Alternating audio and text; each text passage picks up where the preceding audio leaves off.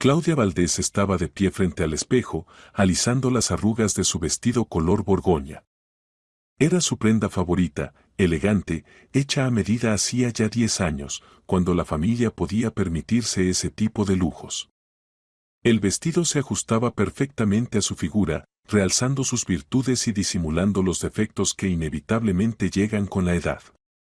Aquel día era especial, su hija Cira traería a casa a su prometido, Benjamín Garrote, el subfiscal del distrito. Claudia se arregló el peinado, pasó la mano por su cabello y asintió satisfecha a su reflejo. A sus 56 años, aún conservaba cierto atractivo, aunque las arrugas alrededor de los ojos y las raíces teñidas recordaban los años vividos.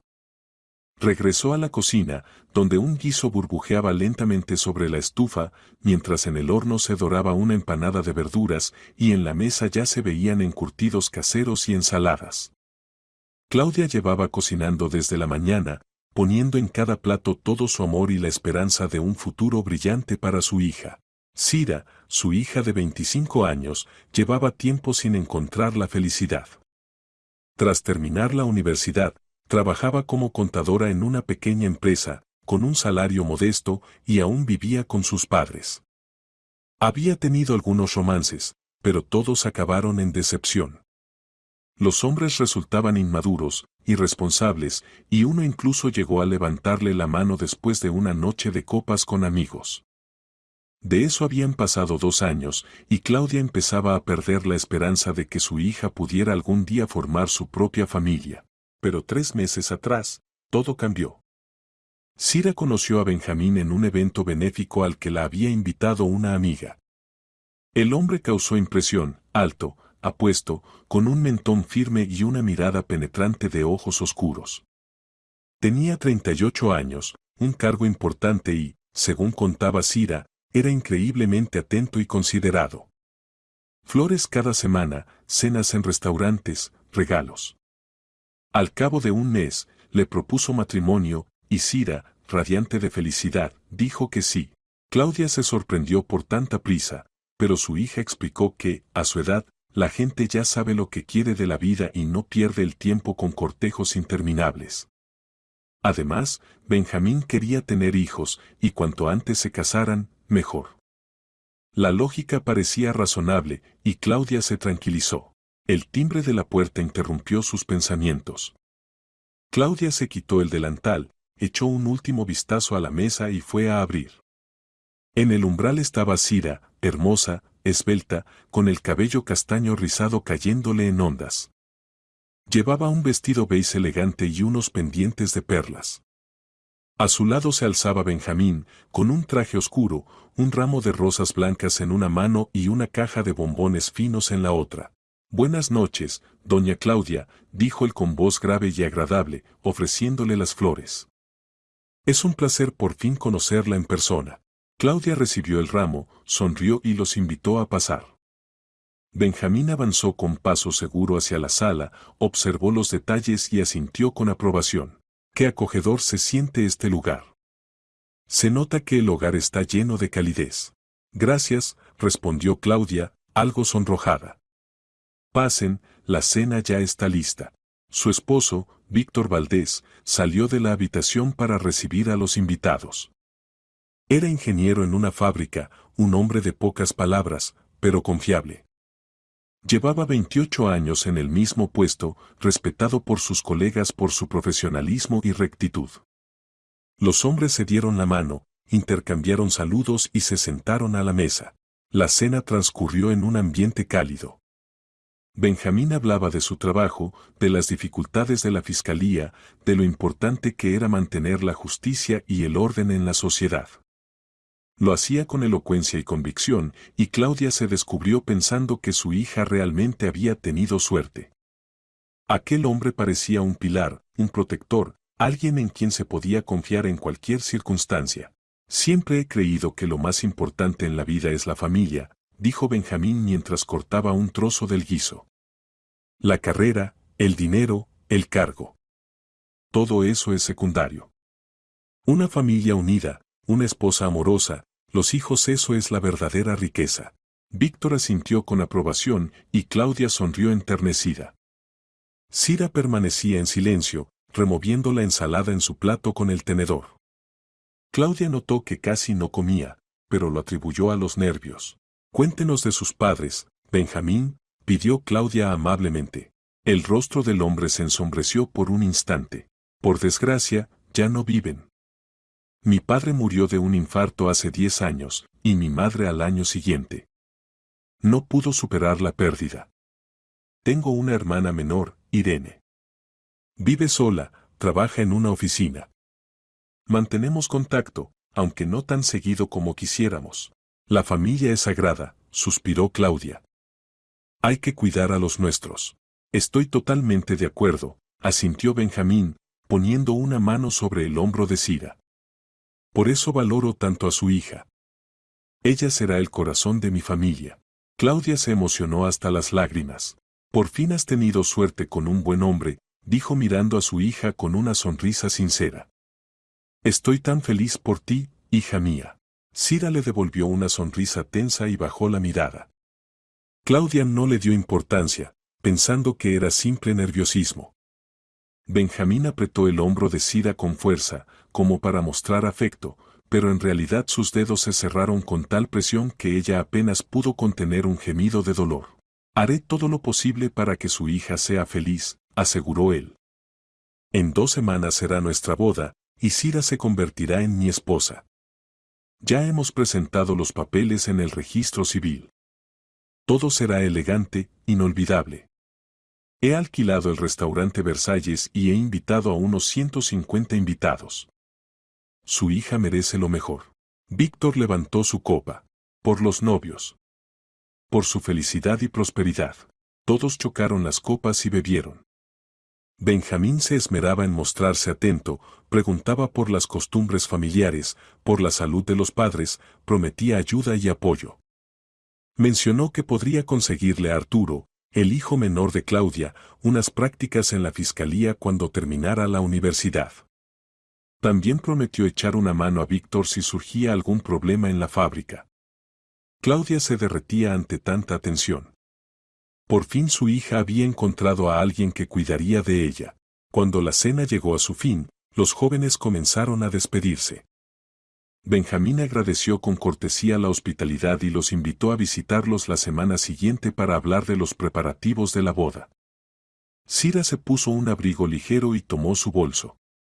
En la puerta sacó los guantes del bolsillo, pero uno se le cayó al suelo sin que lo notara. Benjamín ya la tenía del brazo y la conducía con paso firme hacia el coche. Cira. La llamó Claudia, agachándose para recoger el guante. Pero su hija no se volvió, quizá no la oyó o no quiso oírla. La puerta se cerró. Claudia permaneció en el recibidor, sosteniendo el guante de ante entre las manos. Algo dentro de ella se inquietó, una sensación apenas perceptible, pero persistente. Giró el guante entre los dedos y sintió que había algo dentro. Metió la mano y encontró una servilleta de papel doblada. El corazón empezó a latirle con fuerza. La despegó y leyó unas palabras escritas con prisa, que le helaron la sangre. Mamá, ayúdame. Durante la boda, debes. El texto terminaba ahí, como si alguien la hubiera interrumpido o ella hubiera tenido miedo de ser descubierta. Claudia leyó la nota 3 veces, tratando de entender qué debía hacer durante la boda. Le temblaban las manos, la respiración se volvió agitada. Algo no estaba bien. Algo iba muy, muy mal con aquel novio perfecto y la boda inminente. Y, sobre todo, la inquietaba una palabra. Ayúdame. Claudia Valdés sostenía entre sus manos temblorosas la servilleta con el mensaje inacabado de su hija. Su mirada iba de una letra a otra, irregulares, escritas con prisa, quizás en el baño antes de salir de casa. Leía la frase una y otra vez, tratando de comprender qué debía hacer una madre durante la boda. ¿Por qué Cira no terminó la frase? ¿Qué había pasado? ¿Por qué ese secreto? Víctor Valdés pasó junto a ella, camino a la habitación, y notó a su esposa inmóvil en el recibidor. ¿Qué haces ahí parada? Ven, ayúdame a recoger la mesa. Espera, susurró Claudia, examinando la nota bajo la luz del candelabro. Víctor, mira esto. Su marido se acercó, entornó los ojos, leyó y se encogió de hombros. Seguro quiere que la ayudes a organizar algo. Ya sabes cómo son las bodas, siempre se olvidan de un detalle u otro. No le des más vueltas. Pero Claudia no podía tranquilizarse. Conocía bien a su hija. Sira era directa, siempre decía lo que pensaba. Si necesitara ayuda con los preparativos, lo habría pedido abiertamente, no lo habría hecho en secreto, escondiendo una nota dentro de un guante. No, aquí había algo más. Algo inquietante. Esa noche Claudia no pudo dormir. Daba vueltas en la cama, repasando cada detalle de la velada. Recordó cómo Sira sonreía, forzada, como si le costara hacerlo. Cómo evitaba mirarla a los ojos. Cómo se estremecía cada vez que Benjamín le ponía la mano en el hombro.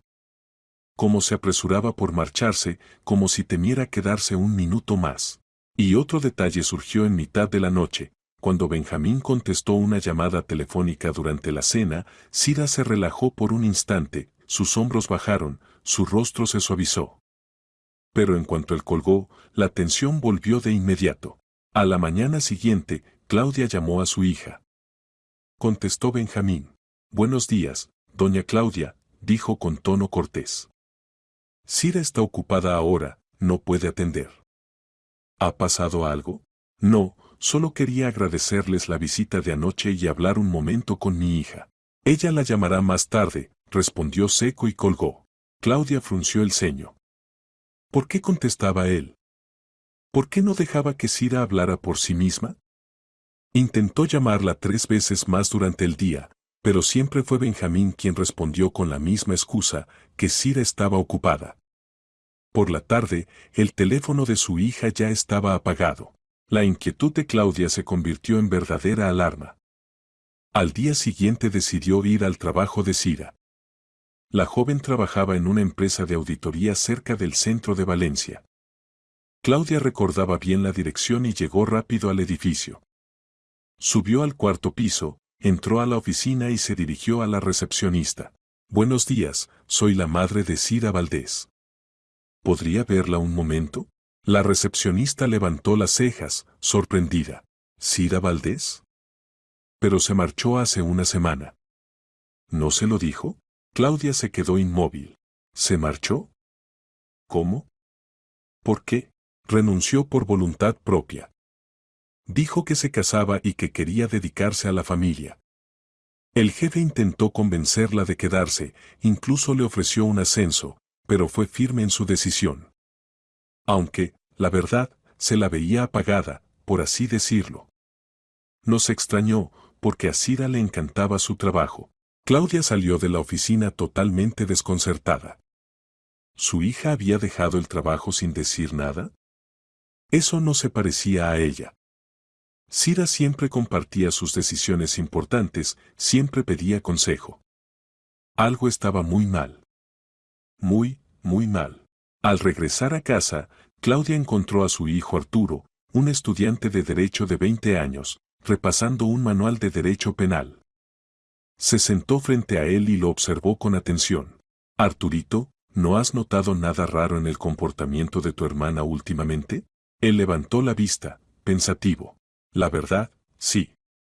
Me llamó hace unas 3 semanas, llorando. Dijo algo sobre estar atrapada, como si hubiera caído en una trampa. Le pregunté qué pasaba, pero se asustó y colgó. Luego me llamó de nuevo al cabo de una hora, dijo que todo estaba bien, que solo estaba nerviosa por la boda. No insistí. Y hace como 2 semanas la vi por casualidad cerca del centro comercial. Iba con ese Benjamín. Él le sujetaba la mano con tanta fuerza cuando les propuse tomar un café los 3, me dijo que no tenían tiempo y prácticamente se la llevó. Sira ni siquiera pudo despedirse bien. A Claudia la recorrió un escalofrío. Una trampa, murmuró. Hijo, ¿sabes algo más de ese Benjamín? Solo que es su fiscal. Sira me lo presentó una vez en un café. Me pareció demasiado autoritario. Controlaba todo, de qué hablábamos, a dónde mirábamos. Cuando le pregunté a Sira por su trabajo, él contestó por ella. Cuando llegó la camarera con las cartas, pidió por los dos sin siquiera consultarle qué quería. Me sentí incómodo, pero pensé que era su forma de ser. Ya sabes, algunos hombres creen que cuidar significa decidir por una mujer. Claudia se levantó y empezó a caminar de un lado a otro. Las piezas del rompecabezas comenzaban a encajar en una imagen aterradora. El comportamiento extraño de su hija, la boda precipitada, la nota pidiendo ayuda, la renuncia inesperada, el control del novio, el aislamiento que estaba ocurriendo con su sida. Esa noche volvió a intentar llamarla, sin éxito. Entonces decidió actuar de otra manera. Buscó el perfil de Benjamín Garrote en las redes sociales. La cuenta era privada, pero en su lista de amigos aparecía una tal Arrin Rod. Claudia abrió su perfil y comprendió que era su hermana, tenían el mismo parecido en los rasgos. El perfil de Irene era público. Claudia vio las fotos de una mujer seria, sin sonrisa, que parecía triste incluso en las imágenes de celebraciones. En una de las publicaciones, una amiga le había comentado, Irene, ¿cuándo empezarás a vivir para ti misma? A lo que ella respondió simplemente, cuando pueda. Claudia le escribió un mensaje privado. Hola, Irene. Soy la madre de la prometida de su hermano, Cira. Necesito hablar con usted. Es muy importante. Por favor, respóndame. La respuesta llegó media hora después. Reunámonos mañana a las 2 de la tarde. En el Café Bonjour, en la calle Mayor. Llevaré una chaqueta roja. Por favor, venga sola y no le diga a nadie sobre nuestro encuentro. Es muy importante. Claudia sintió como la tensión se aflojaba un poco. Tal vez la hermana de Benjamín podría ayudarla a entender lo que estaba ocurriendo. Se acostó esa noche con una sola determinación, descubrir la verdad y salvar a su hija de lo que se ocultaba tras la perfecta fachada de una boda feliz. El Café Bonjour se encontraba en un callejón tranquilo, apartado del bullicio de las avenidas principales. Claudia entró exactamente a las 2 de la tarde y enseguida distinguió a una mujer con chaqueta roja sentada en un rincón del local. Irene Garrote tendría unos 35 años, con el pelo oscuro y corto y una expresión tensa en el rostro. Se sobresaltó cuando Claudia se acercó a la mesa. Hola. ¿Usted es Irene? Preguntó Claudia. Sí. Siéntese, por favor. Las dos mujeres se acomodaron frente a frente. La camarera trajo la carta, pero ambas rehusaron comer, pidiendo solo té. Cuando la camarera se alejó, Irene fue la primera en romper el silencio. Supongo porque quería que nos viéramos, dijo. Tiene dudas sobre esta boda, ¿verdad? Claudia sintió y sacó de su bolso la fatídica servilleta. Mi hija me dejó esto. Me pide ayuda, pero no especifica en qué. No logro comunicarme con ella. Su teléfono está apagado y en el trabajo dicen que renunció. ¿Qué ocurre, Irene? ¿Quién es en realidad su hermano? Irene cerró los ojos, como reuniendo fuerzas. Mi infancia transcurrió al lado de un tirano. Benjamín me lleva 3 años y desde pequeña le gustó controlar a los demás. Cuando yo tenía 10 y él 13, ya me decía cómo vestirme, con quién debía relacionarme. Si no le hacía caso, inventaba historias sobre mis faltas y mis padres me castigaban. A sus ojos era el hijo perfecto, buen estudiante, deportista, ayudante. Y yo era la hija problemática. Tomó un sorbo de té y continuó. Nuestros padres murieron. Primero el padre, un infarto en el trabajo, y un año después la madre, cáncer. En aquel momento Benjamín tenía 28 y yo 25. Se encargó de mí, aunque yo ya era adulta e independiente. Desde entonces vivo con miedo constante. Decide con quién puedo hablar, a dónde puedo ir, incluso qué ropa ponerme. Tenía un novio, Oscar, íbamos a casarnos. Benjamín me amenazó con fabricar un caso penal contra él si no rompía la relación. No le creí, pensé que era pura bravuconada. Pero a la semana detuvieron a Oscar en la calle, en el registro le apareció una bolsita de polvo en el bolsillo. Oscar juró que era una trampa, que nunca había consumido. Lo condenaron a 3 años. Ahí comprendí que Benjamín no bromea. Claudia escuchaba y el horror crecía en su interior. Dios mío, ¿y por qué lo tolera? ¿Por qué no pide ayuda? ¿A quién? Repuso Irene. Él es subfiscal. ¿Quién me va a creer? Tiene una reputación intachable como servidor de la ley. Sus colegas le respetan, sus superiores le estiman. Y yo soy solo su hermana, a quien todos consideran caprichosa y consentida. Él ha construido una imagen tal que nadie sospecharía de su integridad. Una vez me dijo, Irene, te protejo de ti misma. Eres demasiado confiada, demasiado blanda. El mundo es cruel y yo no permitiré que cometas un error. Él se cree en lo correcto. Eso es lo más aterrador. Claudia guardó silencio unos segundos, luego preguntó, dígame, ¿qué sabe de Sira? ¿Cómo la trata? Irene sorbió té y meditó antes de contestar. Los vi juntos varias veces. Benjamín se comporta con ella como lo hizo conmigo, controla cada paso. Ha instalado cámaras en su piso. Dice que es por seguridad, pero en realidad la vigila. Sira no puede salir sin su permiso. Le ha hecho renunciar al trabajo, argumentando que la esposa de un fiscal no puede hacer contabilidad ordinaria. Planea recolocarla en un puesto donde él conozca a todos sus colegas y jefes. Intenté hablar con ella una vez, por casualidad, en una tienda. Benjamín se acercó a la caja y tuve solo un par de minutos. Le pregunté si estaba bien. Me miró con tal desconsuelo que entendí todo sin palabras. Pero no pude decir nada más, él volvió. Dios mío, Claudia se llevó las manos al rostro. ¿Y por qué aceptó casarse? ¿Por qué no nos lo contó? Irene se inclinó, hablando en voz baja. Porque la amenaza. Nos amenaza. Le dijo a Sira que si se niega a la boda, hará daño a ustedes, a usted, a su marido, a su hijo. Le aseguró que su padre perdería el trabajo en la fábrica. Benjamín conoce al director y puede forzar el despido. Usted podría perder su puesto en la clínica, presentaría una denuncia a través de un contacto en la Consejería de Salud. Y a su hijo Arturo lo implicaría en un caso hasta hacerlo encarcelar por un delito que no cometió, igual que me pasó a mí con Oscar. Benjamín es un profesional, sabe cómo fabricar un expediente, qué pruebas sembrar, qué testigos conseguir. Sira eligió sacrificarse por la seguridad de la familia. Las lágrimas rodaron por las mejillas de Claudia. Todo aquel tiempo su hija había sufrido en silencio para protegerlos. Pero debe haber una salida. No podemos simplemente rendirnos, dijo con determinación. Irene guardó silencio un momento y luego miró a Claudia con firmeza. Hay una forma. Pero es arriesgada. Benjamín no es tan limpio como parece. Cubre un casino clandestino perteneciente al capo Esteban Yagüe. Cobra un buen dinero por silencio.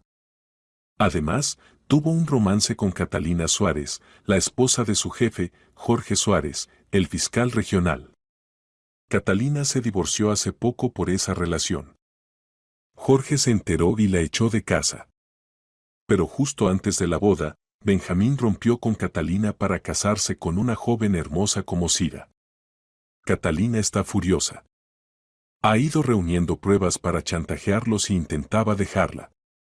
Y ahora tiene documentos, grabaciones de llamadas, fotografías. Todo lo necesario para destruir su carrera. Claudia se secó las lágrimas y enderezó la espalda. ¿Puede ponerme en contacto con esa Catalina? Preguntó. Puedo, respondió Irene. Pero debe entender el riesgo. Si Benjamín descubre que nos hemos reunido o que yo le conté esto, no se detendrá ante nada. La situación de su hija empeoraría, podría encerrarla en el piso, quitarle el teléfono, aislarla por completo. Mi hija ya está en el infierno, dijo Claudia con voz firme. No permitiré que destruya su vida. Póngame en contacto con Catalina. Estoy dispuesta a actuar. Irene asintió, sacó el teléfono y marcó. Habló en tono breve y cifrado, pero la interlocutora pareció comprender. Tras unos minutos la conversación terminó. Catalina acepta reunirse, dijo Irene. Pasado mañana, a las 6 de la tarde, en el parque, junto a la fuente. Irá con gafas oscuras y un abrigo gris. Por favor, tenga cuidado. No diga a nadie a dónde va. Benjamín no solo vigila a Sira, a veces también me sigue a mí. Claudia anotó los detalles de la cita y agradeció a Irene. Las mujeres se despidieron y cada una emprendió su camino. Claudia regresó a casa con el corazón pesado, pero con una esperanza nueva. Ahora sabía contra quién luchaba. Y no pensaba retroceder. Durante 2 días, Claudia Valdés vivió en una espera angustiosa. Evitó llamar a Sira para no despertar sospechas en Benjamín, pero no dejaba de pensar en su hija ni un solo minuto. ¿Qué estaría sintiendo? ¿Sufría? ¿Aún conservaba la esperanza de ser rescatada? Por las noches la atormentaban pesadillas, veía a su hija encerrada en una jaula y a Benjamín sosteniendo la llave, sin intención alguna de abrir la puerta. Claudia despertaba empapada en sudor frío y ya no podía volver a dormirse. Por fin llegó el día señalado. Claudia pidió salir antes del trabajo, fingiendo una cita con el dentista, y se dirigió al parque de la ciudad. Era comienzos de otoño, los árboles lucían hojas doradas y anaranjadas, el aire estaba fresco y perfumado con la humedad de la tarde. Cerca de la fuente había poca gente, algunas madres con cochecitos, una pareja de jubilados en un banco, un grupo de adolescentes paseando un perro. A las 6 en punto, una mujer con abrigo gris y gafas oscuras se acercó a la fuente. Miró a su alrededor, divisó a Claudia y se dirigió hacia ella. Catalina Suárez era una rubia elegante, de unos 40 años, con una figura impecable y una mirada fría. Se sentó junto a Claudia sin quitarse las gafas. ¿Usted es la madre de la prometida de Benjamín Garrote? Sí. Gracias por aceptar verme, respondió Claudia. Catalina sonrió con ironía. Estoy acostumbrada a las intrigas. Irene me dijo que quiere detener esa boda. ¿Por qué? Claudia le relató brevemente sobre la nota, lo que había sabido por Irene y sus temores por la seguridad de su hija. Catalina escuchó en silencio, su rostro permanecía imperturbable. Lo entiendo, dijo finalmente. Benjamín es un maestro de la manipulación. Me usó para ganar poder sobre mi exmarido. Estuve casada con Jorge Suárez 15 años. Llevábamos una vida tranquila, sin pasión, pero estable. Cuando apareció Benjamín, joven, ambicioso, carismático, perdí la cabeza. Me decía que me amaba, que haría cualquier cosa por nuestra felicidad. Le creí. Me divorcié, destruí mi matrimonio. Y en cuanto obtuvo lo que quería, me dejó. Solo me había utilizado como herramienta de presión sobre Jorge. Cuando el divorcio fue oficial, decidió que ya no le servía. Me arrojó a un lado como si fuera un objeto usado. Pero yo no soy de las que perdonan eso. ¿Tiene pruebas contra él? Preguntó Claudia. Catalina sacó de su bolso una pequeña memoria USB. Aquí está todo. Grabaciones de llamadas donde negocia con Esteban Yagüe la protección de su casino ilegal. Fotografías de sus reuniones. Copias de transferencias bancarias a sus cuentas. Suficiente para iniciar un proceso penal. Pero hay un problema. Benjamín es subfiscal. Para abrir un expediente contra él se necesita la autorización del fiscal superior, la persona que lo designó en el cargo. Y ese es mi exmarido, Jorge Suárez. Él no dará su consentimiento así como así. No soporta los escándalos que puedan manchar la reputación de la fiscalía. Además, pese a nuestro divorcio, todavía tiene sentimientos confusos hacia mí. Si le llevo estas pruebas, pensará que es una venganza y no me creerá. La esperanza empezó a desvanecerse en el rostro de Claudia. ¿Entonces no hay nada que hacer? Sí lo hay, respondió Catalina. Pero debemos hacerlo público. Si el escándalo ocurre delante de mucha gente, si Benjamín es sorprendido infraganti, entonces el caso puede iniciarse de inmediato, sin necesidad del permiso del superior. Solo bastará una notificación. La ley prevé una excepción para los funcionarios del Ministerio Público sorprendidos cometiendo un delito. ¿Y cómo se puede provocar algo así? Preguntó Claudia, conteniendo el aliento. Catalina se quitó las gafas y la miró directamente a los ojos. En la boda, dijo con calma. Me presentaré allí con las pruebas. Lo acusaré públicamente. Si intenta usar la fuerza, y lo hará, conociéndolo, todo quedará grabado. Solo hay que asegurarse de que entre los invitados haya periodistas transmitiendo en directo. Así no podrá encubrir nada. Jorge se verá obligado a iniciar la investigación, de no hacerlo, lo acusarán de encubrimiento. Claudia meditó unos segundos. El plan era arriesgado, pero no había otra salida. Mi hija me pidió ayuda durante la ceremonia, dijo finalmente. Tal vez quería que la ayudara a escapar. Catalina negó con la cabeza. Eso no resolvería nada. Si huye, Benjamín tomará represalias. Cumplirá sus amenazas. Su marido perderá el trabajo, usted también, y su hijo acabará en la cárcel. Tarde o temprano la encontraría, y entonces sería peor. La única salida es destruirlo. Quitarle el poder, las conexiones, la capacidad de hacer daño. Solo entonces Cira será libre. Y su familia, segura. Claudia asintió. Entendía que Catalina tenía razón. Huir significaba vivir siempre con miedo. Era hora de luchar. De acuerdo, dijo con firmeza. Acepto. ¿Qué debo hacer? Invite periodistas a la boda, explicó Catalina. Pero no diga que lo son. Preséntelos como parientes lejanos o amigos de la familia. Asegúrese de que tengan equipo para una transmisión en vivo. Yo apareceré en el momento culminante de la fiesta, cuando todos los invitados estén reunidos. En cuanto termine la ceremonia civil, entraré. El resto déjelo en mis manos. Claudia tomó la memoria USB que Catalina le tendía y la guardó en su bolso. Gracias. No sabe cuánto le agradezco esto. No me lo agradezca todavía, respondió Catalina con seriedad. No será fácil. Benjamín es peligroso. Si sospecha algo, puede arruinarlo todo. Tenga cuidado. No le diga a nadie, ni siquiera a su marido, sobre nuestra reunión. Cuantas menos personas lo sepan, mejor. ¿Y cómo explico la presencia de los periodistas? Preguntó Claudia. Diga que son amigos o colegas de la familia. Benjamín no se pondrá a comprobar uno por uno a los invitados de parte de la novia. Los suyos son más de un centenar. Las dos mujeres se despidieron. Claudia regresó a casa con la determinación firme de llevar el plan hasta el final. Sabía que lo más difícil estaba por venir, organizarlo todo sin que Benjamín sospechara. Pero por su hija, estaba dispuesta a arriesgarlo todo. Faltaba una semana para la boda. Claudia Valdés actuaba con cautela, pero con una determinación inquebrantable. Lo primero era encontrar periodistas dispuestos a ayudar.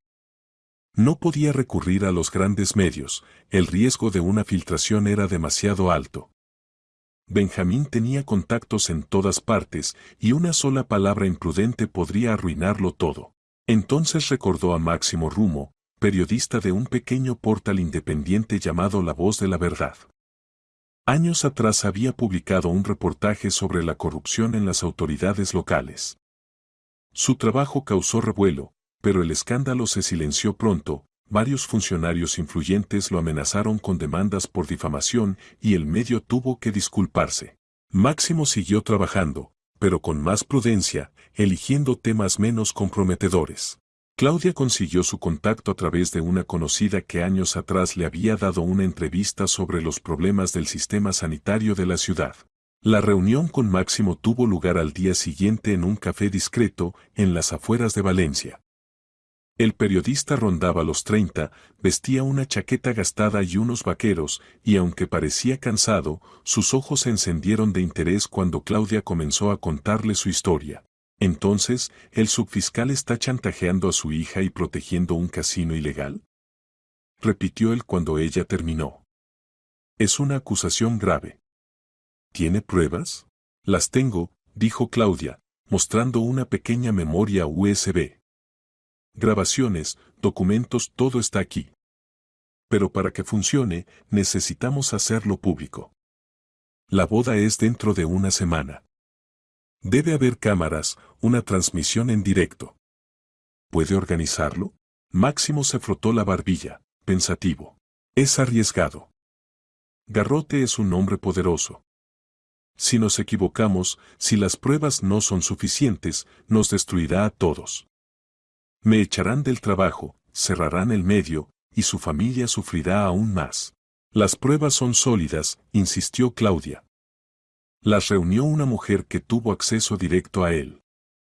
Conoce todos los detalles. Máximo, entiendo el riesgo. Pero mi hija está en peligro. Si no la ayudo ahora, sufrirá el resto de su vida o quizá no sobreviva a ese matrimonio. He leído sobre los abusadores, nunca se detienen. Empiezan con control psicológico y terminan con violencia física. No puedo quedarme de brazos cruzados esperando que ocurra lo peor. Máximo la miró con atención y vio la determinación en sus ojos. De acuerdo. No trabajo solo, dijo finalmente. Tengo colegas que también se dedican al periodismo de investigación. Podemos ir a la boda como invitados y grabar en secreto. Si el escándalo estalla, transmitiremos en directo desde nuestro sitio web y nuestras redes. Pero debes saberlo, será peligroso. Garrote no perdonará algo así. Podría intentar destruirnos a todos, incluidos ustedes. Lo sé. Pero no hay otra salida. Máximo asintió. Bien. Estamos con usted. Deme la dirección y la hora del evento. Nos prepararemos. Necesitaremos una historia creíble, quiénes somos y cómo estamos relacionados con la novia. Claudia pensó unos segundos. Digan que son amigos de mi hermana, que vive en otra ciudad. Ella no pudo venir, pero los envié en su lugar con un regalo y sus felicitaciones. Benjamín no conoce a todos mis conocidos, no verificará nada. Perfecto. Solo una cosa más, alguien de su familia debe conocer el plan, por si algo sale mal. Mi hijo, Arturo. Estudia Derecho y entiende la situación. Le contaré todo. Claudia le proporcionó a Máximo todos los datos necesarios y acordaron los detalles. El periodista prometió traer a 2 colegas más, Ana y Denis, para grabar desde distintos ángulos y no perder nada. Por primera vez en mucho tiempo, Claudia sintió que una carga se aligeraba en su pecho. El plan tomaba forma. Esa misma tarde le contó todo a su hijo. Arturo la escuchó con atención, frunciendo el ceño. Mamá, es muy arriesgado. Si algo sale mal. Lo sé, hijo. Pero no podemos quedarnos de brazos cruzados. Tu hermana está en peligro. Arturo asintió. Lo entiendo. Estaré en la boda. Si Garrote intenta algo, intervendré. No, Arturo. No hagas locuras. Solo esté preparado para llamar a la policía si la situación se descontrola. Al día siguiente, Claudia por fin logró hablar con Cira. Fue su hija quien llamó, pero la conversación fue breve y tensa. Claudia escuchaba música de fondo, Benjamín debía de estar en casa. Mamá, todo está bien. He estado muy ocupada con los preparativos. Perdona por no responder antes. Cira, encontré tu nota. Lo entiendo todo. Te ayudaré. Confía en mí. Hubo silencio al otro lado. Claudia oyó la respiración agitada de su hija. Luego, en voz baja, Cira dijo: Mamá, no hagas nada peligroso. Por favor. Puedo manejarlo. Él está aquí. Tengo que colgar. No, hija. No estás sola. No dejaré que destruya tu vida. Solo confía en mí. Todo saldrá bien. Cira comenzó a llorar. Claudia oía sus sollozos y apenas contenía los suyos. Te quiero, mamá. Y yo a ti, mi amor. Todo estará bien. Te lo prometo. La llamada se cortó. Benjamín debió entrar en la habitación. Claudia apretó el teléfono con fuerza y se juró a sí misma que no fallaría. Los días restantes pasaron con rapidez. Claudia coordinaba los pasos con Máximo, asegurándose de que todo siguiera el plan. Los periodistas prepararon el equipo, cámaras pequeñas, micrófonos discretos, teléfonos para transmitir en vivo. Catalina también la mantenía informada de sus propios preparativos. Había contratado a un abogado penalista, Ignacio Campillo, dispuesto a representarla si algo salía mal. Además, había contactado con funcionarios del Departamento de Investigación Criminal que no tenían vínculos con Benjamín y estaban listos para actuar si surgían pruebas. Un día antes de la boda, Claudia se reunió por última vez con Irene. La hermana de Benjamín parecía tensa, pero decidida. Mañana todo se resolverá, dijo Irene. Estaré en la boda. Si algo sale mal, confirmaré todas las acusaciones contra mi hermano. Estoy cansada de vivir con miedo. Pase lo que pase, no pienso callar más. Gracias, Irene. Sin usted nada de esto sería posible. Espero que después de mañana ambas seamos libres, respondió ella con una leve sonrisa. Yo, y su hija. Quizás por fin podamos empezar a vivir de verdad. Claudia la abrazó, y luego cada una tomó su camino. El día decisivo se acercaba. Y con él, la esperanza de poner fin, de una vez por todas, al infierno que había comenzado con una boda. La mañana del día de la boda amaneció clara y cálida. Claudia Valdés se despertó temprano, con el corazón inquieto pero decidido. Repasó una vez más todos los detalles del plan. Máximo y sus colegas llegarían al evento como parientes lejanos del lado de la novia. Catalina aparecería en pleno banquete, cuando todos los invitados estuvieran presentes. Irene ya había confirmado su asistencia. El abogado Ignacio Campillo estaría de guardia, listo para intervenir en cualquier momento. La boda debía celebrarse en el prestigioso restaurante Versalles, a orillas del río.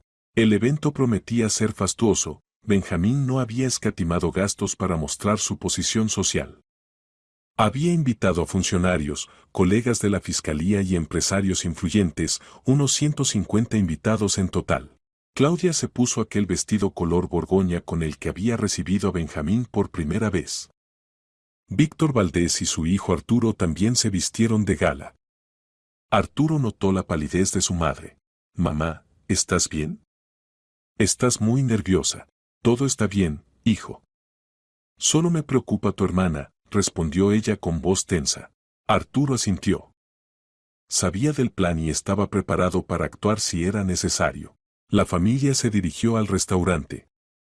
En el trayecto, Claudia revisaba el teléfono, esperando noticias de Máximo.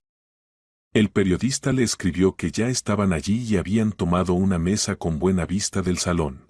El restaurante deslumbraba con su lujo, techos altos, lámparas de cristal, manteles blancos como la nieve, flores frescas por todas partes, rosas, lirios, orquídeas. El arco para la ceremonia civil estaba cubierto con tela color marfil. Los invitados llegaban uno tras otro, tomando asiento y comentando el evento. Claudia recorrió el salón con la mirada y vio a Máximo y a sus dos colegas, un hombre y una mujer, perfectamente integrados entre los asistentes. Máximo cruzó una mirada con ella y asintió discretamente. La ceremonia civil tuvo lugar en un salón aparte. Cira se veía pálida, las manos le temblaban al firmar el registro. El vestido era magnífico, de encaje, con una larga cola, pero su rostro carecía de alegría. Benjamín, en cambio, irradiaba satisfacción. Sonreía, aceptaba felicitaciones, sostenía la mano de la novia con tanta fuerza que parecía temer que escapara. Claudia la observaba con el corazón oprimido. Cira estaba hermosa en su vestido blanco, pero en sus ojos había tristeza. No era una novia feliz, era una prisionera esperando su liberación. Después de la ceremonia, los invitados pasaron al salón principal. Empezó el banquete, brindis, discursos, música, baile. Benjamín interpretaba a la perfección el papel del esposo encantador. Hablaba con elocuencia, agradecía a todos, bailaba con Cira. Claudia veía los esfuerzos de su hija por sonreír, pero todo en ella parecía forzado. Pasó una hora. Luego otra. Claudia empezó a inquietarse. ¿Dónde estaba Catalina? Revisó su teléfono, ningún mensaje. Máximo seguía en su sitio, vigilando discretamente. Las cámaras estaban listas, pero aún apagadas. Y entonces, cuando sirvieron el plato principal y el ambiente se había relajado, una mujer entró en el salón. Vestía un elegante vestido negro y caminaba con paso firme, el taconeo resonaba sobre el mármol.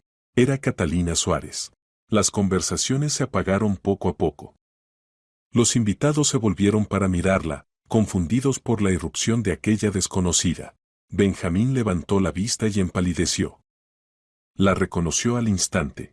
Catalina se acercó a la mesa principal y se detuvo frente a él. «Buenas noches, querido», dijo con voz fría.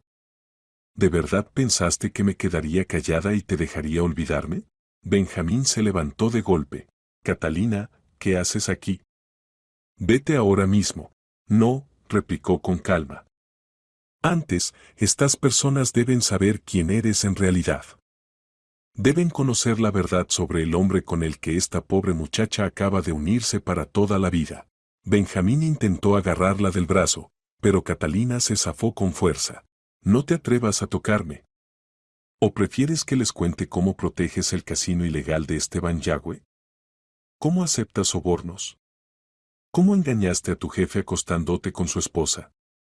¿Cómo me usaste para manipular al fiscal regional? El murmullo del salón se convirtió en un estruendo. Los invitados se levantaban, murmuraban, grababan con sus teléfonos. Entre ellos estaba Jorge Suárez, el fiscal regional, sentado en una mesa principal. Su rostro se tornó púrpura de furia y vergüenza, su humillación se exponía públicamente, ante todos. Benjamín dio un paso hacia Catalina, fuera de sí.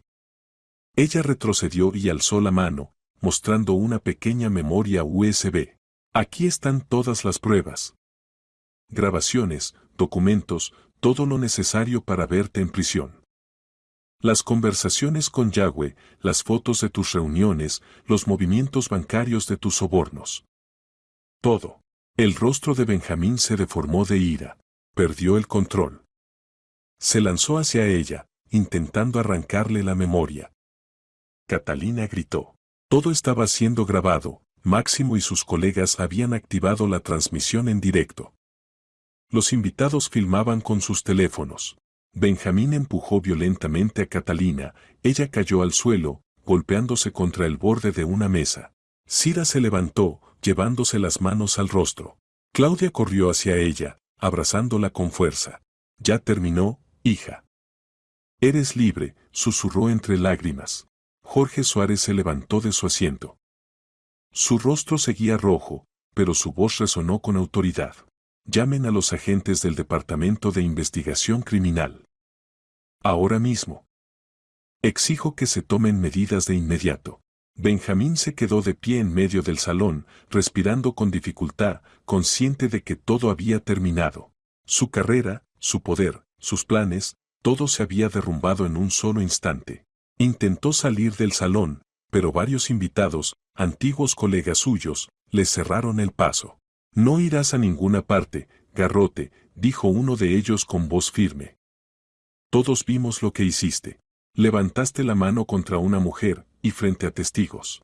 Eso es un delito público. Y esta vez no podrás escapar». El salón del banquete se convirtió en un caos. Los invitados murmuraban, muchos se levantaban sin saber qué hacer. Benjamín Garrote permanecía de pie en medio del salón, comprendiendo la magnitud del desastre. Su carrera, su poder, todo se había derrumbado en un solo instante. Catalina Suárez se incorporó del suelo, donde había caído tras el empujón, y levantó en alto la memoria USB para que todos la vieran. «Aquí están todas las pruebas de sus crímenes», gritó con firmeza.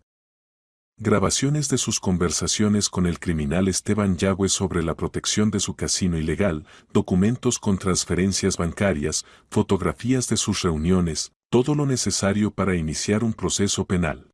Jorge Suárez, el fiscal regional, se levantó de su asiento. Su rostro estaba encendido de ira y humillación.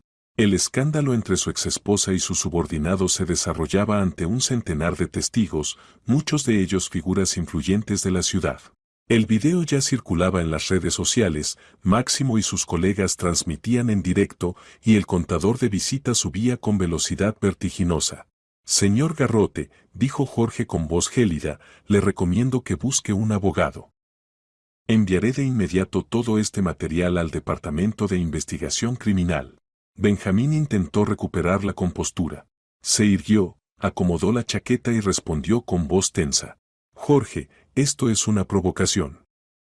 Esta mujer busca vengarse porque la dejé. Todo lo que dice es mentira, calumnia.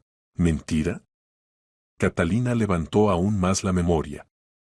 Entonces, ¿por qué intentaste quitármela por la fuerza? ¿Por qué me empujaste? Todo está grabado en decenas de cámaras. Y era cierto, la mitad de los invitados sostenía sus teléfonos, grabando la escena.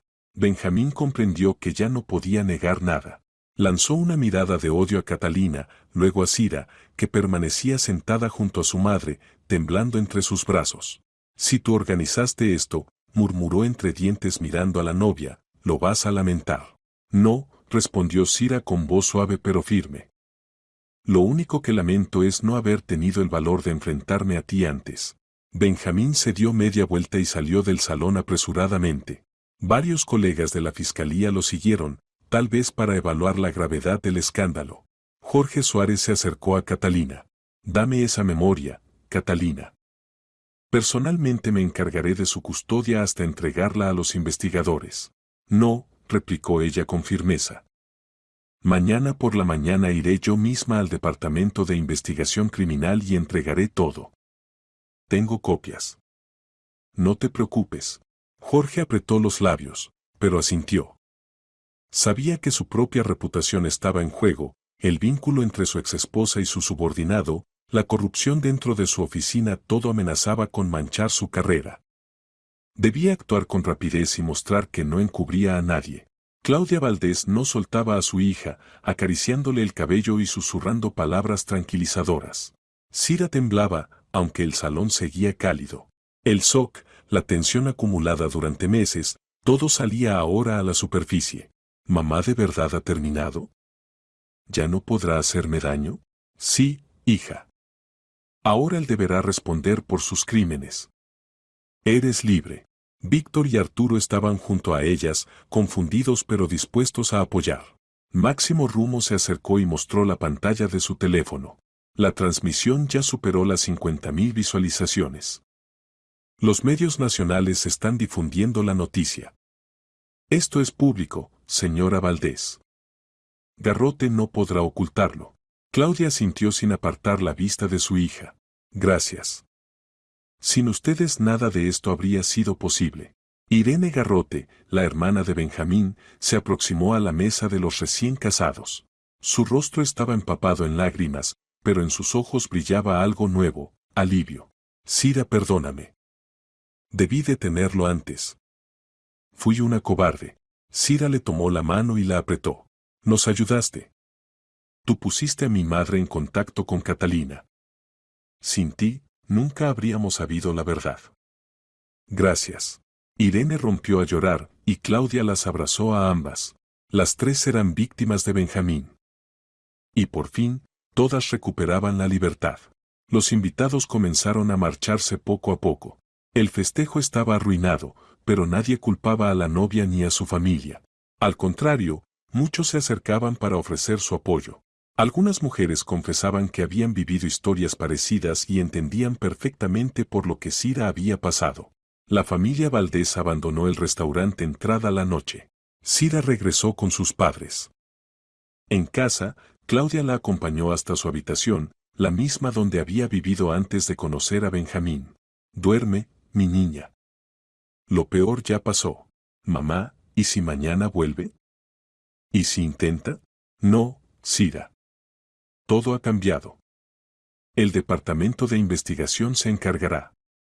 Y lo más importante, toda la ciudad, todo el país sabe lo que hizo. Ya no podrá esconderse tras su cargo. Sira cerró los ojos y Claudia sintió como su hija se dormía poco a poco. La besó en la frente y salió en silencio. En la sala la esperaba Víctor. ¿Te das cuenta por lo que ha pasado nuestra hija? Susurró ella. Soportó todo ese infierno para protegernos. Víctor la abrazó con ternura. Tú la salvaste, Claudia. Eres una mujer increíble. Estoy orgulloso de ti.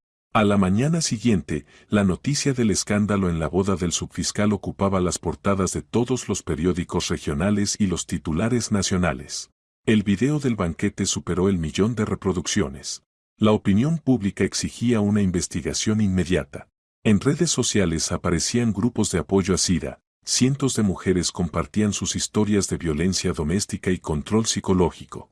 Catalina Suárez, cumpliendo su palabra, se presentó a las 10 de la mañana en el Departamento de Investigación Criminal de Valencia. Llevaba consigo la memoria con las pruebas y una denuncia formal contra Benjamín Garrote.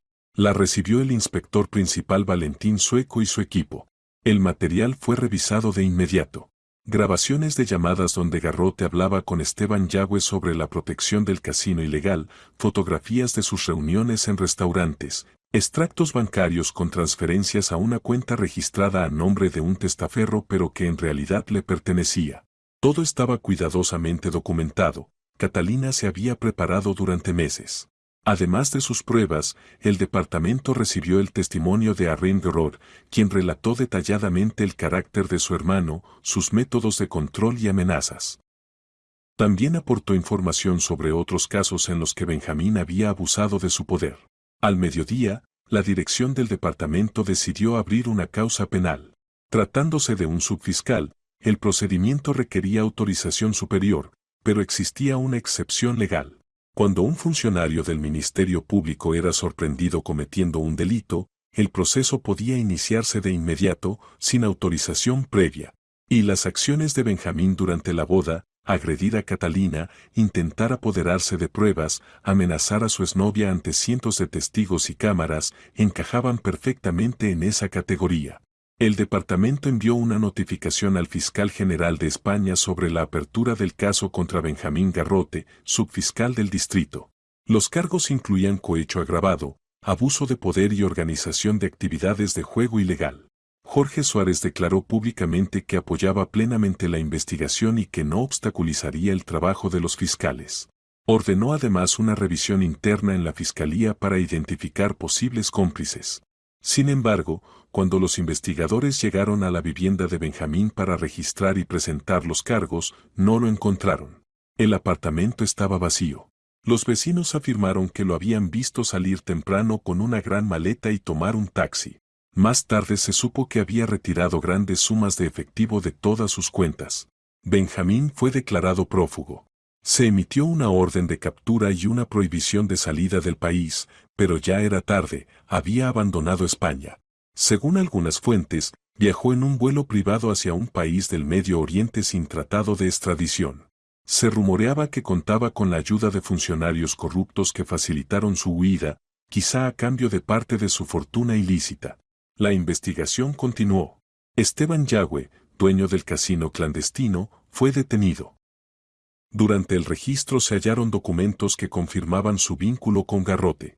Yagüe comenzó a colaborar con las autoridades, con la esperanza de una reducción de pena.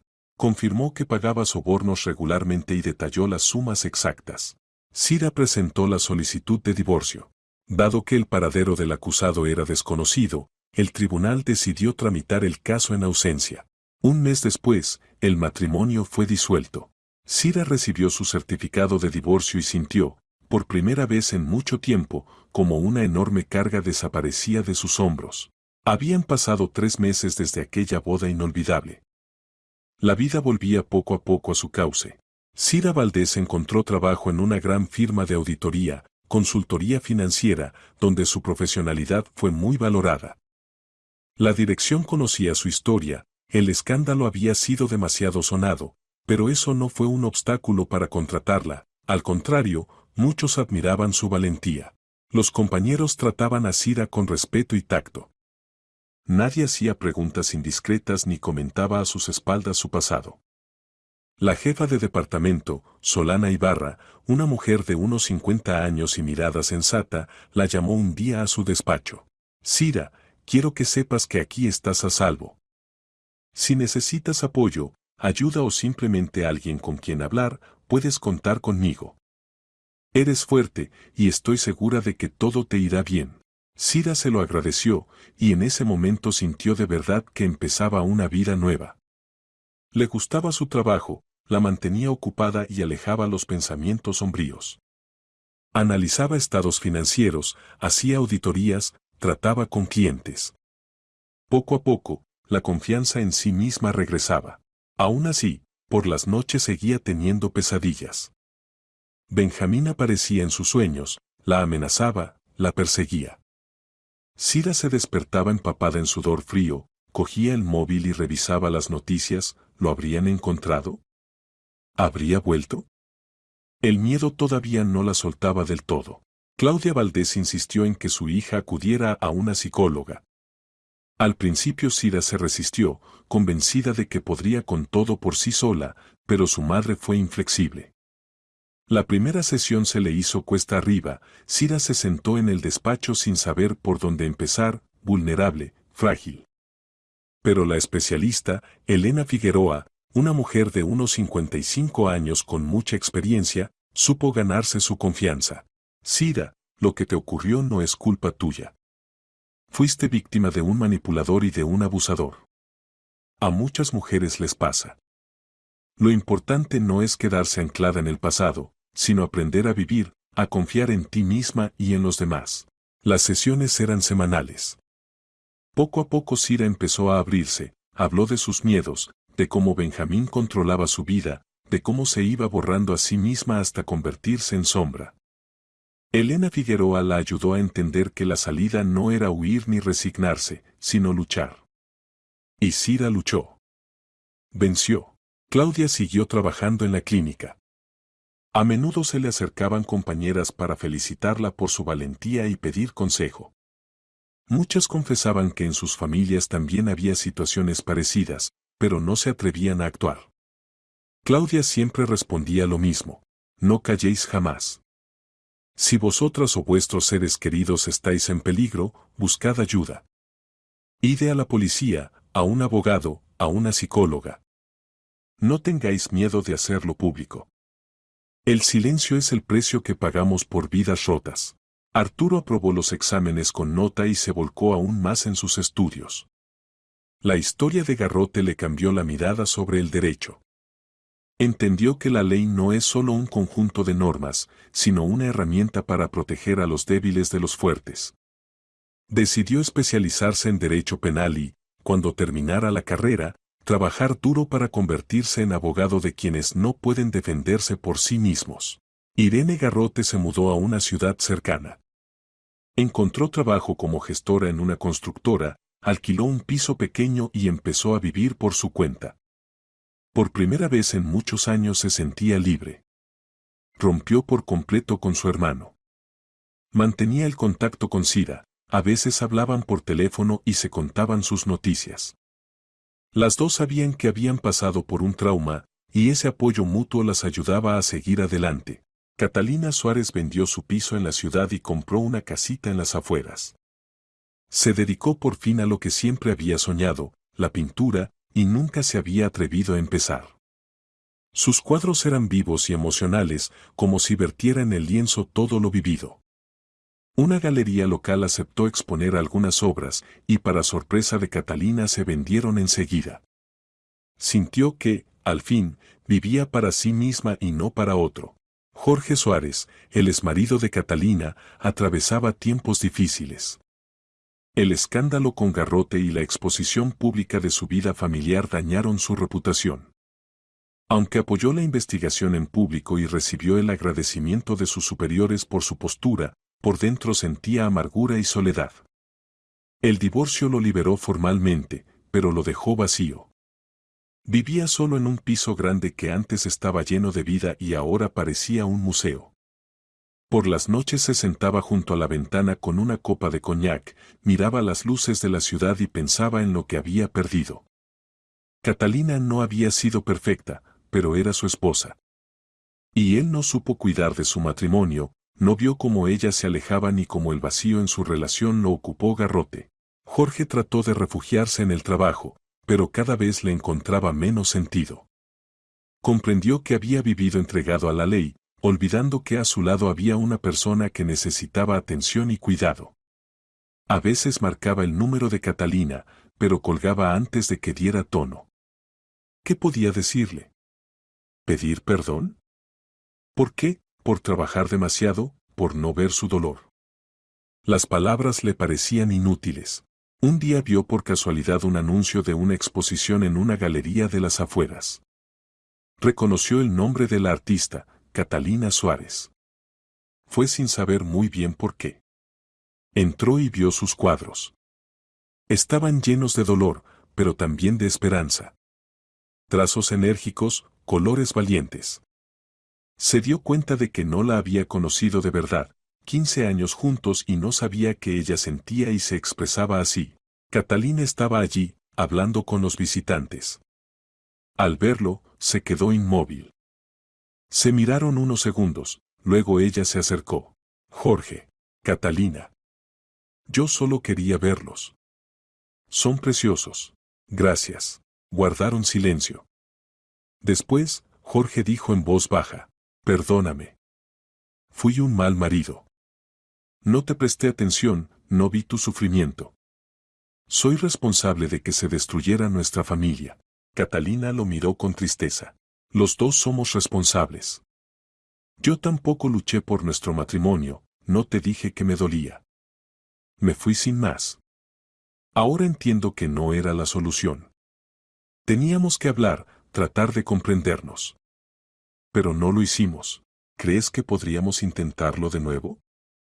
Preguntó él. Catalina negó con la cabeza. No, Jorge. Hemos cambiado. Ahora somos otras personas. Tú has encontrado tu sentido en el trabajo, yo en el arte. Pero podemos seguir siendo amigos.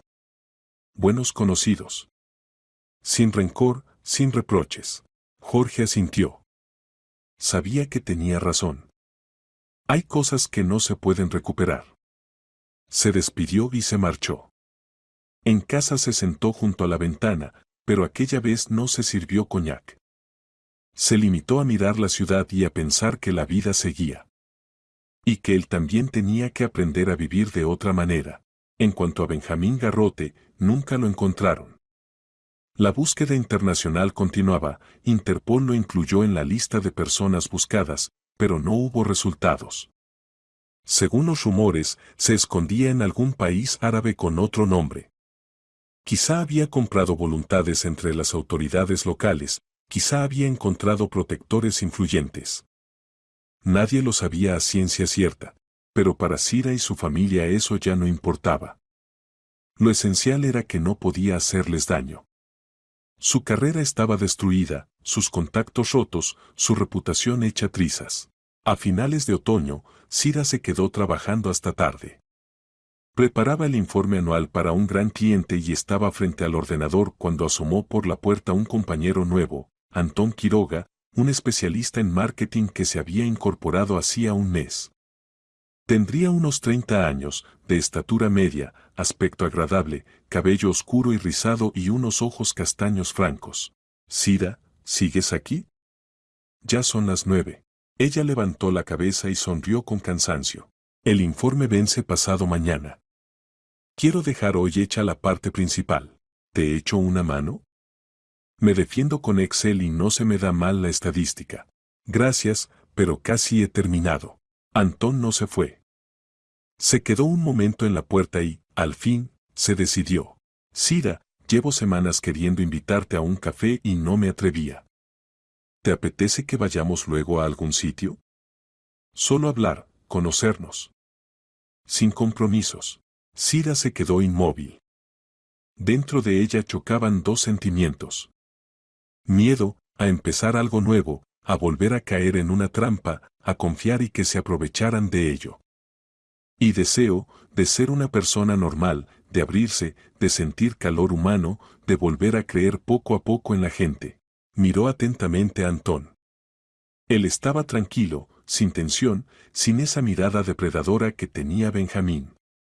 Solo esperaba una respuesta, no presionaba, no exigía. En sus ojos había interés sincero, pero nada de insistencia. De acuerdo, dijo por fin.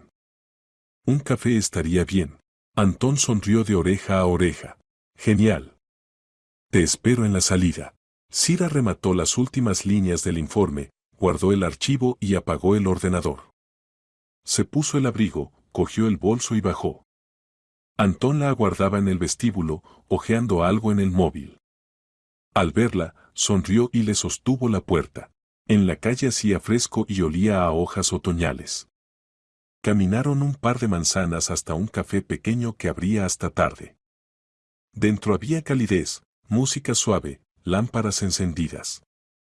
Pidieron capuchinos y pasteles. La conversación fluyó con facilidad. Antón habló de su trabajo, de cómo había llegado al marketing tras unos años en una agencia de publicidad. Le gustaba la fotografía y enseñó a Sira algunas fotos en el móvil, paisajes urbanos, retratos de desconocidos, puestas de sol. También adoraba las rutas en bicicleta. Sira le contó acerca de su empleo, de sus compañeros, de lo mucho que le gusta desentrañar cifras y documentos, detectar errores e inconsistencias. Antón escuchaba con atención, hacía preguntas, reía sus chistes. Sira notaba cómo la tensión iba aflojando, cómo se relajaba. A la hora de despedirse, Antón la acompañó hasta la parada.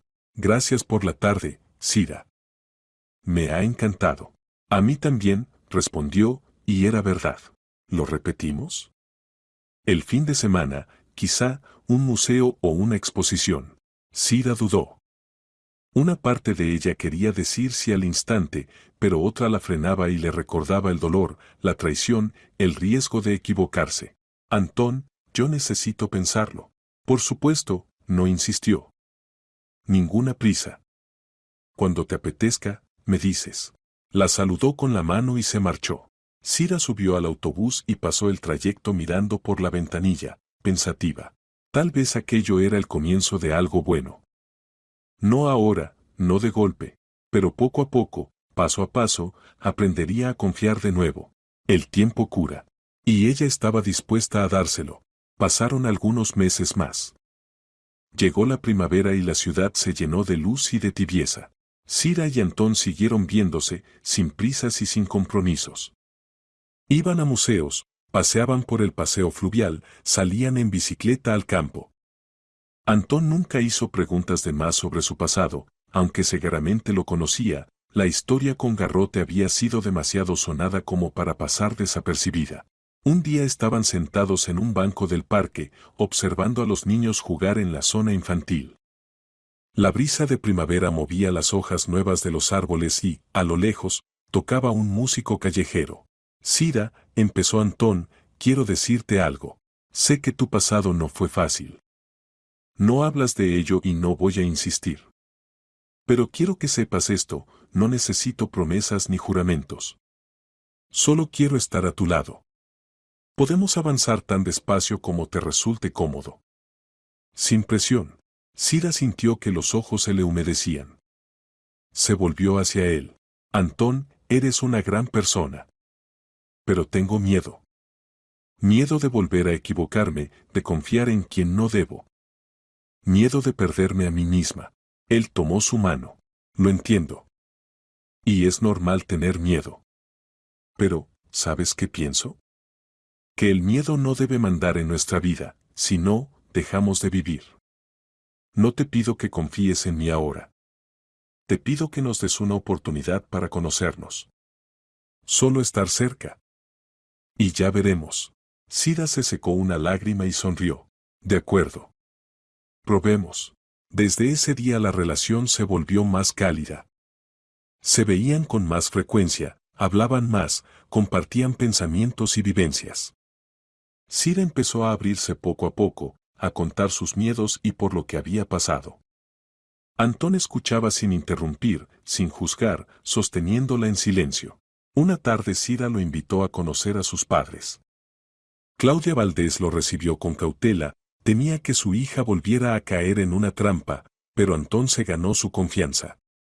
Fue educado, sincero, nada de gestos grandilocuentes, simplemente fue él mismo. Conversaron sobre el trabajo, la vida, los proyectos.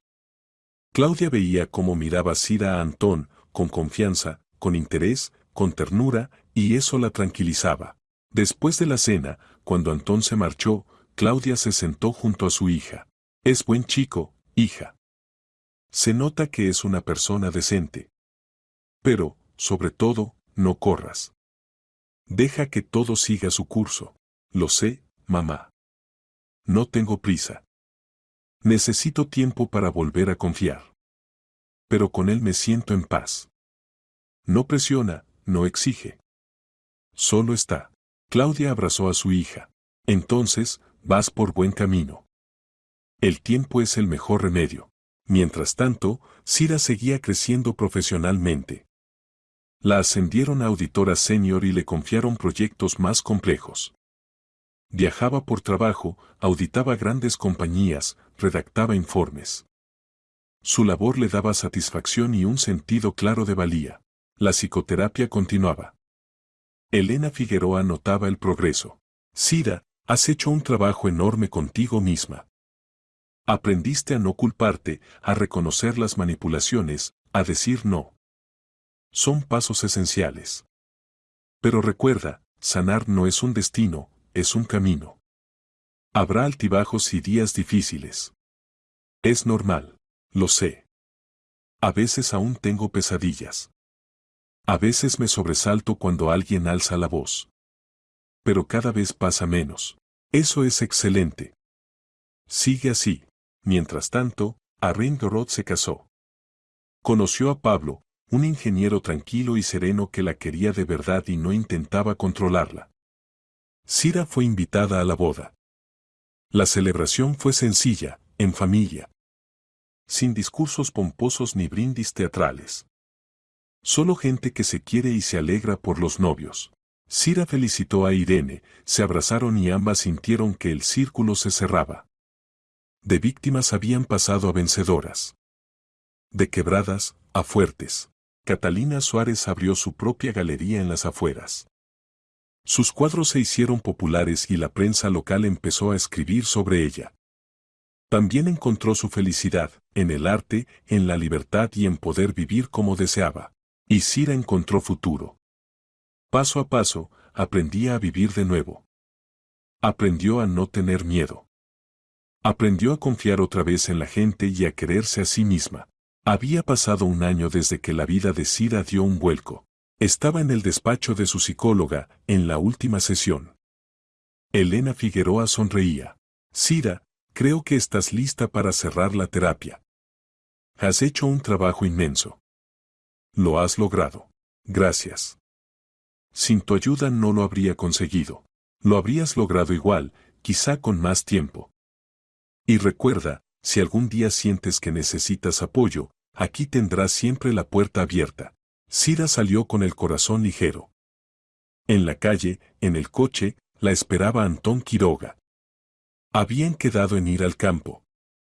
Condujeron por una carretera pintoresca, entre campos y bosques, escuchando música y hablando de planes. Antón, quería darte las gracias, dijo Cira. Por estar, por tu paciencia, por no apurarme. No tienes que agradecer nada. Hice lo que sentí que era lo correcto. Llegaron a un lago, extendieron una manta a la orilla y sacaron un termo de té y bocadillos. Se sentaron mirando el agua, las nubes reflejadas, el leve rizado que levantaba el viento. Cira, quiero preguntarte algo, empezó Antón. Solo si estás lista para responder. ¿Ves un futuro para nosotros? Cira se quedó pensando. Un año atrás esa pregunta la habría asustado, la habría sentido como un intento de atarla. Ahora entendía que era la pregunta sincera de alguien a quien le importaba. No sé qué pasará dentro de un año o de 5, respondió. Pero sé que ahora estoy bien contigo. Y quiero que esto continúe. Sin prisas, sin obligaciones que pesen. Simplemente juntos. Antón asintió. Con eso me basta. Se quedaron junto al lago hasta el atardecer, hablando, riendo, disfrutando del momento. Cira comprendió que, por primera vez en mucho tiempo, se sentía realmente libre. Libre del miedo, del pasado, de la sombra de Benjamín Garrote. Al volver a la ciudad, Cira pasó por casa de sus padres. Su madre cocinaba, su padre leía el periódico y Arturo estudiaba, una escena familiar normal que Cira estuvo a punto de perder. Mamá, quiero darte las gracias. Por salvarme. por no tener miedo de luchar. Claudia la abrazó. Haría cualquier cosa para verte feliz. Eres mi hija, mi sangre. Y no permitiré jamás que nadie te haga daño. Esa noche Cira volvió a su piso de alquiler, pequeño y acogedor, lleno de sus cosas y su energía. Preparó té, se sentó junto a la ventana y contempló las luces de la ciudad. La vida seguía. Había mucho por descubrir, pero ya no tenía miedo. Sabía que podría con todo. Había pasado por el infierno y había salido más fuerte. En cuanto a Benjamín Garrote, nunca lo encontraron. La búsqueda continuaba de forma formal, con pocas probabilidades de éxito. Tal vez estuviera lejos, con otro nombre, empezando una vida nueva. Tal vez su pasado lo hubiera alcanzado y hubiera pagado sus culpas. Cira ya no pensaba en él. No ocupaba lugar en su cabeza ni en su corazón. El tiempo cura. Para Cira, esas palabras dejaron de ser una frase hecha y se convirtieron en verdad. Cada día se sentía un poco más fuerte, un poco más segura. Aprendió a decir no, a proteger sus límites, a no cargar con culpas ajenas. Aprendió a amarse. Y aunque una boda con Antón no estaba en los planes por ahora, Cira sabía que, si alguna vez sucedía, sería solo por su voluntad y cuando estuviera completamente preparada, sin presión ni prisas. Solo amor, respeto y confianza. Eso que tanto le faltó antes. La vida seguía. Y era hermosa.